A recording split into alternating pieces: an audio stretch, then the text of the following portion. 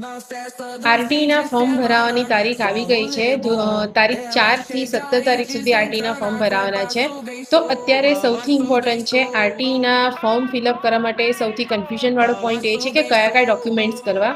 તો ડોક્યુમેન્ટ્સ બહુ સિમ્પલ છે. બાળકનો જન્મનો દાખલો, બાળકનું આધાર કાર્ડ, માતા પિતાનું આધાર કાર્ડ, બાળકનો પાસપોર્ટ સાઇઝ ફોટો અને એડ્રેસ પ્રૂફ. એડ્રેસ પ્રૂફ માટે તમે આધાર કાર્ડ, લાઇટ બિલ યા ફિર તમે જો ભાડે રહેતા હોય તો ભાડા કરાર તમે આપી શકો છો. હવે અહીંયા સૌથી ઇમ્પોર્ટન્ટ વસ્તુ આવે છે બીપીએલ કાર્ડ નંબર.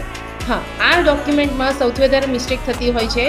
જનરલી આપણે બધા રાશન કાર્ડ હોય છે, રાશન કાર્ડનો ફોટો અપલોડ કરીએ છીએ, પણ રાશન કાર્ડનો ફોટો નહીં, બીપીએલ નંબર હોય છે. જે બીપીએલનો તમારે 0 થી 20 આંકડા નંબર હોય છે તે તમારે નાખવાના હોય છે. રાશન કાર્ડનો ફોટો અપલોડ કરશો તમારું ફોર્મ રિજેક્ટ થશે. તો આ જે બીપીએલનો નંબર છે એ તમારે કેવી રીતે કરવું? તો જે બીપીએલ નંબર હોય છે તમારે સર્ટિફિકેટમાંથી તમારે નાખવાનું હોય છે. તો એ સર્ટિફિકેટમાંથી તમે બીપીએલ નંબર જે 0 થી 20 આંકડાનો હોય છે એ તમે કાઢીને નાખી શકો છો. આ જાણવું હોય તમે ઓનલાઈન પણ ચેક કરી શકો છો. અને જો તમારે ઓનલાઈન ચેક કરવું હોય તો તમે મને કમેન્ટ કરો, હું તમને એની લિંક વોટ્સઅપ કરી આપીશ. ઠીક છે? એના પછી કે જ્યારે તમે આ બધી પ્રોસેસ કમ્પ્લીટ કરશો, ડોક્યુમેન્ટ, હજુ 4 તારીખ બાકી છે, એ પહેલાં તમારી પાસે પૂરતો સમય છે. બધા ડોક્યુમેન્ટ્સ તમે પ્રોપર સેટ કરી લો. જ્યારે તમારે ફોર્મ ફિલઅપ કરવાનું થશે ત્યારે બધા ડોક્યુમેન્ટ્સ અને સાચા ડોક્યુમેન્ટ્સ અપલોડ કરવાના રહેશે.